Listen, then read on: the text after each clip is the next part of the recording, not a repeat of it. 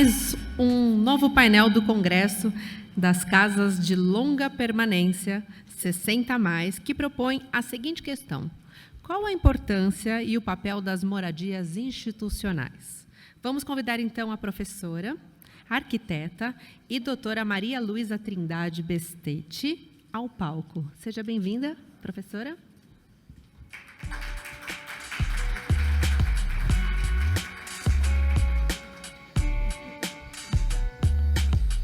Boa tarde a todos. Também agradeço muito a Priscila, a Elis, pelo convite. E tenho muito prazer de estar logo após o Norton. Nos conhecemos com muito carinho, nos admiramos bastante. Então, nós constantemente estamos conversando sobre esse que é um assunto que cada vez mais se comprova como muito necessário em termos de solução de moradia para as pessoas mais velhas, né? Outro dia, eu conversando com um amigo, ele dizia assim: você não pode chamar as pessoas de velhas. Eu digo, mas são velhas, por que não? Né? Pessoas mais velhas, não precisamos dizer assim, ele é velho. Não, as pessoas mais velhas. Então, nós mais velhos, a nossa velhice merece soluções e soluções que nós busquemos antes, em tempo, né? Nós precisamos ter essa oferta de alternativas de moradia. Bom, coube a mim trabalhar com essa questão da importância e o papel das moradias institucionais. Eu coloquei nesse primeiro slide essa figura que a Elis no início falou sobre essa dor, né? A dor das famílias de encaminharem as pessoas para moradias institucionais. Eu diria que, a partir do momento em que houver a consciência de que um cuidado profissional é muito mais interessante e muito mais produtivo e muito mais seguro, nós compreendemos a importância dessas instituições de longa permanência para idosos. Eu coloquei ali a figura de uma pessoa que não enxerga. Por quê? Não enxerga porque não está vendo, vamos dizer assim. Exatamente porque o que eu vou falar sobre arquitetura. A arquitetura desses modelos institucionais, no sentido de que muitas das coisas, apesar de não enxergarmos, ou do residente não enxergar, eles trazem elementos importantes para a sua segurança e conforto. Então, é nesse sentido que nós vamos conversar. Pegando o gancho da apresentação do Norton, o Age in Place como disse a arquiteta Mariana Nascimento, defendeu na sua tese de doutorado o fato de que envelhecer na comunidade mais do que envelhecer no lugar, porque lugar dá uma impressão de paralisia, né? Envelhecer na comunidade significa estar ativo, e essa é realmente uma consideração importante. Mas, para que possamos envelhecer no lugar, e o Norton apresentou uma série de alternativas para se envelhecer no lugar, e na comunidade, né? As conexões com o mundo fora de casa. Isso é importante. Tecnologia de comunicação, recursos comunitários, transporte e infraestrutura adequados, né? Nesse ponto, nós temos a importância dos serviços comunitários e de quanto isso pode trazer ou estender maior parte do tempo. A arquiteta Júlia, que está aqui também, fez um trabalho muito importante também sobre essa questão dos serviços de atendimento domiciliar, né? O atendimento domiciliar é uma forma de estender a permanência na própria casa. Além disso, o Age in Place exige essa organização da própria casa, como o Norton já falou, do trabalho da Mariana Shaw. A arquiteta Mariana Shaw trabalha bastante com essa questão da tecnologia embarcada na residência para que traga exatamente dispositivos para redução de riscos, tecnologias assistivas e uso eficiente de recursos. Ou seja, ele mostrou ali o quanto se pode morar num espaço um pouco mais reduzido, mas que tem toda uma ampliação de atendimento que permite essa vida com autonomia e independência, tá? Mas quando já não é mais possível essa autonomia e independência? Entram as moradias institucionais. Tá? Eu vou colocar uma série de questões relacionadas à qualidade dessas moradias, né? Há questões importantes para que elas tragam um pouco mais de luz a essa pessoa que não está enxergando o que traz felicidade, traz conforto e segurança. Conforto ambiental é importante, então, adequação de aspectos sensoriais. O Norton já marcou muito bem essas questões, né? Além disso, temperatura, ventilação, luminosidade e ruído aumenta a capacidade produtiva dessas pessoas dentro dos ambientes. O que mais? Nós temos aqui uma série de imagens, eu vou usar a maioria das imagens que vão aparecer aqui nessa apresentação, são imagens que eu fiz em viagens, exceto duas que eu vou mostrar quais são, que são da literatura. Mas o resto, Portugal foi meu pós-doutoramento, então eu tive o prazer de frequentar 7 casas, tive a companhia da Nadir Menezes, que entende muito de LPI, esteve lá, e fizemos a visita a essas casas, e eu fiz, particularmente, entrevistas com esses moradores para entender como eles se viam nesses ambientes, né? O que era bom, o que não era bom, questões de ambiência e questões de ergonomia. Além disso, as questões de relacionamento entre os pares e entre aqueles que trabalham para o cuidado. Também entra um pouco a família, mas esse é um outro aspecto. Então, essa primeira imagem é um residencial português da Santa Casa da Misericórdia de Lisboa. Da Santa Casa, eu pesquisei em 4 casas. Então, nessas 4 casas, eu vi uma série de questões, inclusive o fato da mais antiga para a mais recente ter uma evolução no mobiliário, nos sistemas de tecnologia assistiva, muito interessantes. Tá? Nesse aqui aparece essa sala de convivência, uma sala com cores, uma sala bem ventilada, com controle da iluminação natural, com insolação, né? Portugal é um país frio no inverno, então é bastante interessante essa entrada de sol, especialmente para aqueles que não podem ir para a rua. Muitos deles iam para a rua, caminhavam, independentes e autônomos. Esse é de uma residência assistida. Nessa residência assistida, a gente via os corredores das unidades com muita luz, independente da luz natural, tem o período da noite, uma luz adequada nos corredores também. E esse é um residencial que não é da Santa Casa, é a FIDE, é uma associação que trata de pessoas com deficiência intelectual em Portugal. Só que eles chegaram à conclusão de que muitas dessas pessoas com deficiência intelectual tinham pais que cuidavam deles e que não tinham onde ficar depois. Inclusive porque hoje as pessoas com deficiência intelectual estão vivendo mais também. Então, seus pais já ficam mais velhos e, muitas vezes, precisando de um auxílio. Então, eles criaram um residencial, mas criaram um residencial também com uma creche junto.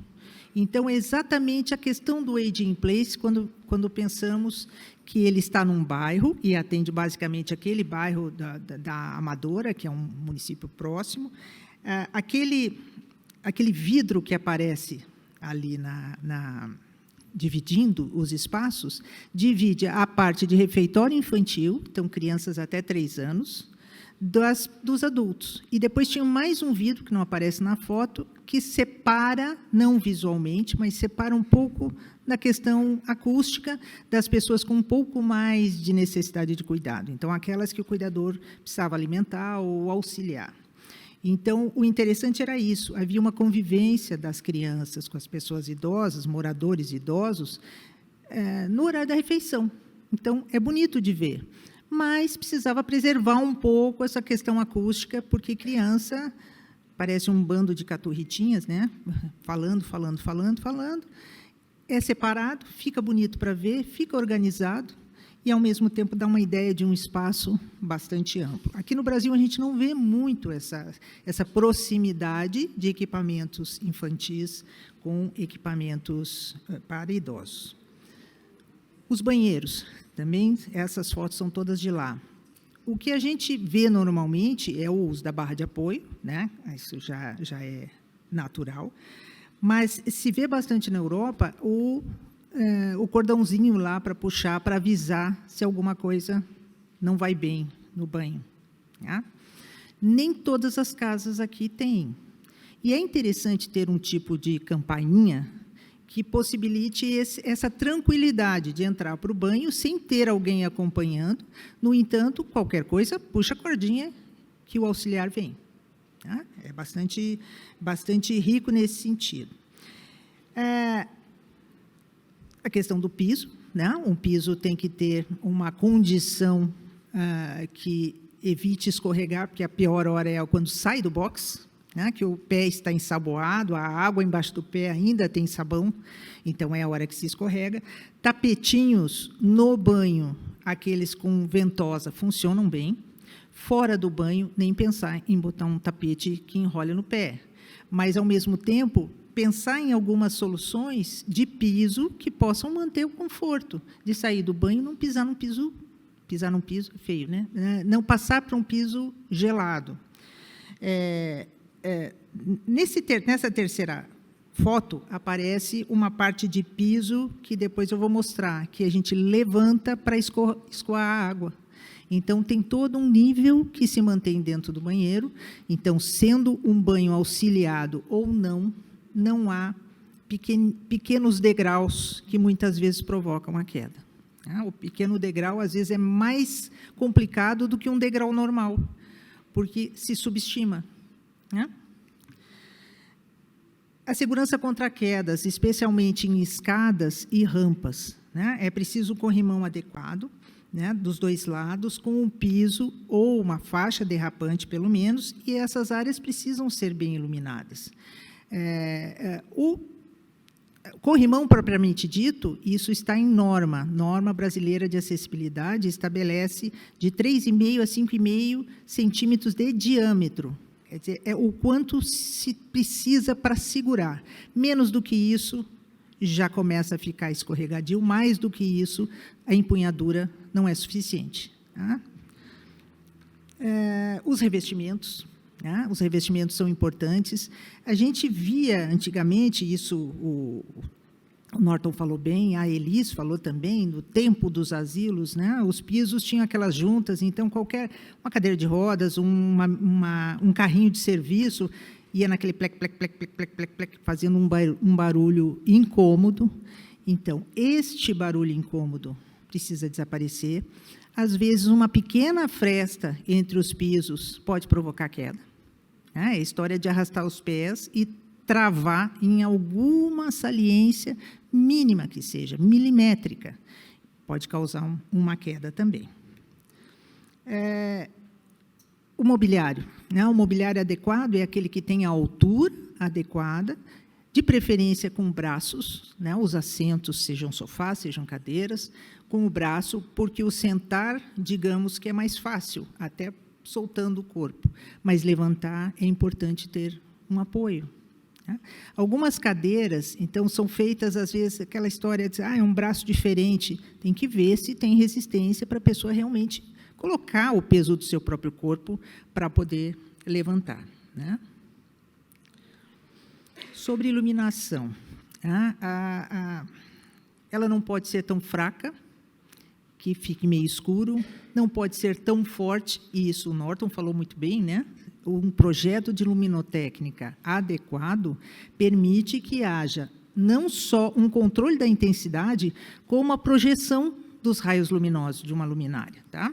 Então, aqui a gente pode ver, por exemplo, nesse corredor, a gente vê a luminária projetando a luz para a parede. Se a gente observar, lá no fundo tem uma janela, ela tem um brilho no chão. Se houvesse, como em muitos lugares é natural que haja, iluminação ao longo do corredor no teto, ela projeta uma luz e cria um brilho. Cria áreas claro-escuras que, muitas vezes, para quem tem a acuidade visual diminuída, dão ideia de buraco. Então, um cuidado com a iluminação é super importante. Nesse caso, eu coloco novamente daquela sala do Santa Joana Princesa, o nome dessa ERP, lá em Portugal, são estruturas residenciais para pessoas idosas. Aqui nós chamamos de instituições de longa permanência para idosos, né? Eu acho o nome ERP muito simpático, né? Estruturas residenciais.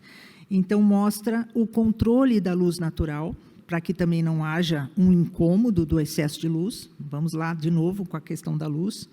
E a possibilidade de aproveitar esse sol.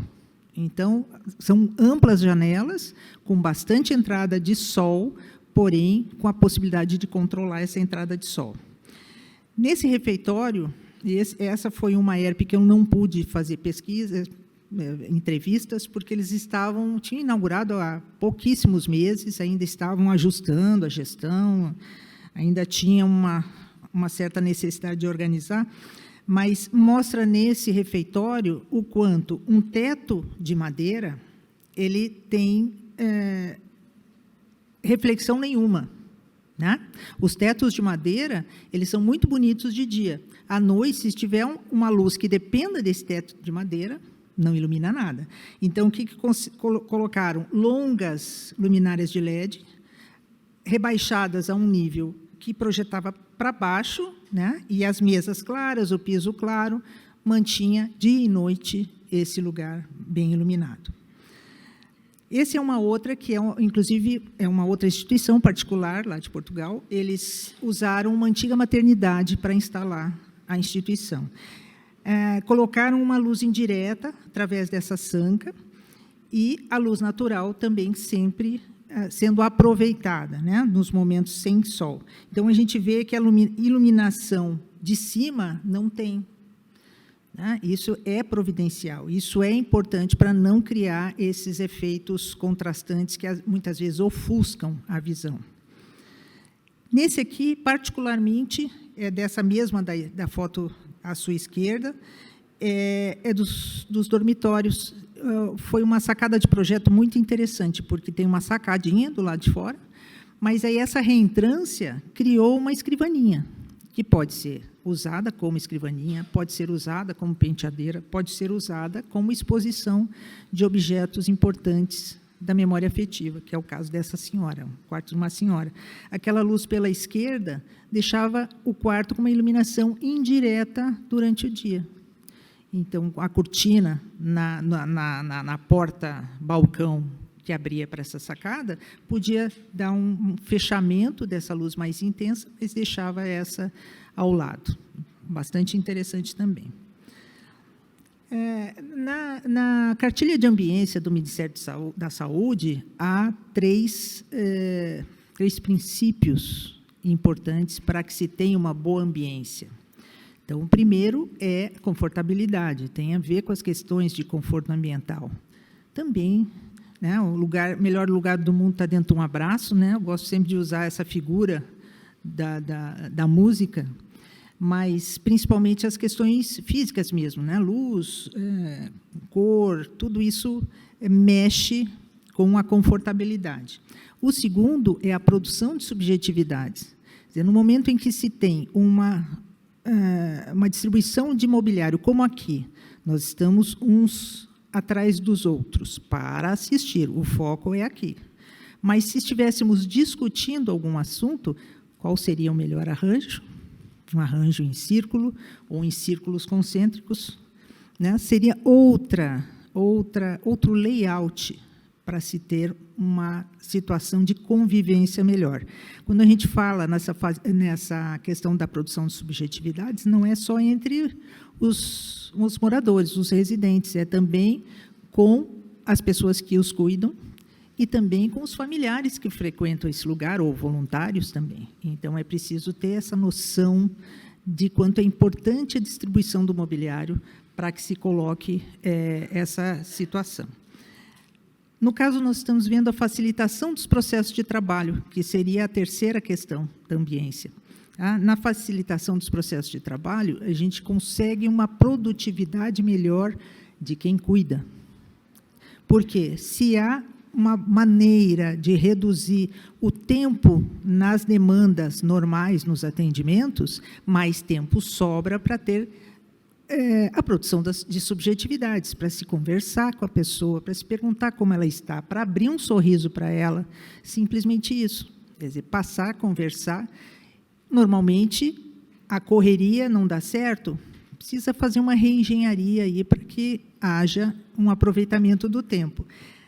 Nesses casos que eu pesquisei lá, eles usavam muito desses equipamentos, as gruas, né, esses sistemas de erguer, tanto na cama quanto sentado. Esse aqui eu achei muito interessante, no banheiro, porque coloca a pessoa de uma cadeira em pé, gira e ela senta no vaso sanitário, na bacia sanitária.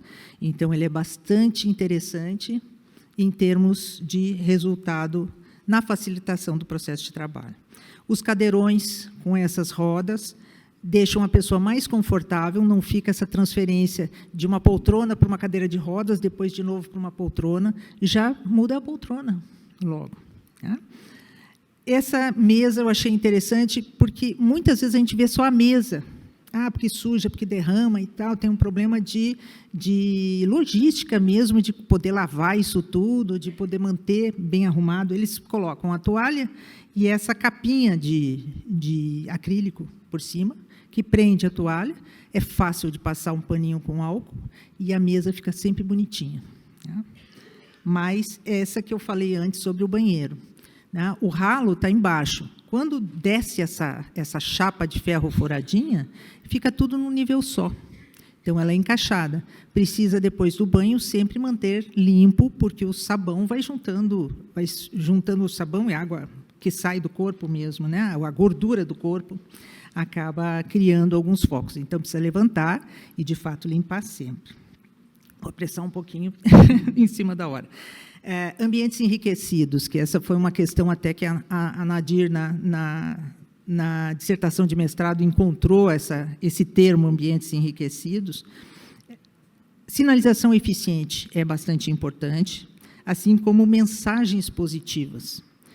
Todos esses são lá de Portugal. Então, tem mensagens colocadas nas paredes que trazem alguns elementos estimulantes, né? Algumas ideias, algumas frases estimulantes. Essa última foto é uma foto de Nova York, é um residencial de idosos lá, é uma independent living. Tem música, tem um jazz em todos os lugares onde o movimento é público, vamos dizer assim. Tem um jazzinho tocando baixinho. Eu achei muito interessante a quantidade de pessoas que ficavam nesse espaço. Né? Muitas vezes a gente vê o povo concentrado em televisão, coisa assim lá. Não. Essa música dá uma distribuída nas pessoas. Também o uso de cores, né? Coloquei a importância das cores, né? Criando animação nos ambientes, seja no dormitório, seja na sala de convivência. Essa figura que entrou agora, verde, e essa azul, essas são da literatura, mas mostram como é possível colocar cor em outros elementos, além dos estofados e das paredes, tá? Inclusive movimento. Animais de estimação, eles são colocados muitas vezes, não dá, porque idoso não gosta de bicho, porque tem problema de alergia, que não sei o quê. Quase todas as casas que eu fui lá têm. Qual que é a questão principal? É colocar os limites para aqueles que não querem conviver ou que não podem conviver por alguma questão, mas deixar os animais à disposição para aqueles que querem conviver com eles. Então, é possível, aquela pequenininha de roupinha vermelha é a flor da quinta. O lugar lá se chama a Quinta das Flores. Flor da quinta avisa todo mundo que entra. Entrou, ela late, late, late, late. Daqui a pouco ela vira as costas e sai. Então, ela é a porteira da Quinta das Flores. É uma herpe grande, com centro-dia, inclusive. Os passarinhos daquela gaiola maior são canarinhos belgas, que cantam, que se ouve ao longo de vários corredores lá. É muito gostoso. Também alguns residentes sentam ao lado só para ouvir, ficar ouvindo. Importante, todos eles têm compromissos com esses animais, quem quer, claro. Né? Limpar, oferecer comida, oferecer água, brincar com eles, né? Isso também é importante. A intergeracionalidade. né? Na AFID, eu encontrei isso. Como tem a creche junto, aquela que eu mostrei, o refeitório separado, eles têm momentos de integração. É junto, mas não é junto. Tem um setor, uma ala fechada por porta, os pais entram por ali, muitos residentes sentam na portaria só para ver as crianças entrando ou saindo, e tem momentos de interação mesmo, e momentos muito ricos. Agência e pertencimento são princípios da gerontologia ambiental, onde nós falamos sobre a questão de espaços acolhedores, né? E a importância de serem acolhedores até no sentido de agradarem culturalmente, né? Então, tem essa capela ecumênica, isso é na Inglaterra, é uma cidadezinha perto de Londres, que eu fui visitar essa casa, chama-se Shirehurst, é o nome da cidade. O de baixo é um centro de bem-estar, tempo esgotado. É um centro de bem-estar em Nova York. Esse aqui é toda a parte de cartas, que se usa cada vez menos, mas que pode haver algum tipo de correspondência, jogos do lado de fora e a marcação nas gavetas. Bom, enfim, agora eu termino mesmo. A importância e o papel das moradias institucionais reside na oferta de conforto e segurança, é isso que nós temos falado, né? Garantindo que a autonomia seja preservada até quando possível e permitindo protagonismo. Acho que, principalmente, a gente tem que imaginar que esses moradores eles têm que ser protagonistas das próprias vidas, até quando for possível. E isso a moradia institucional pode oferecer. Muito obrigada, desculpem o excesso.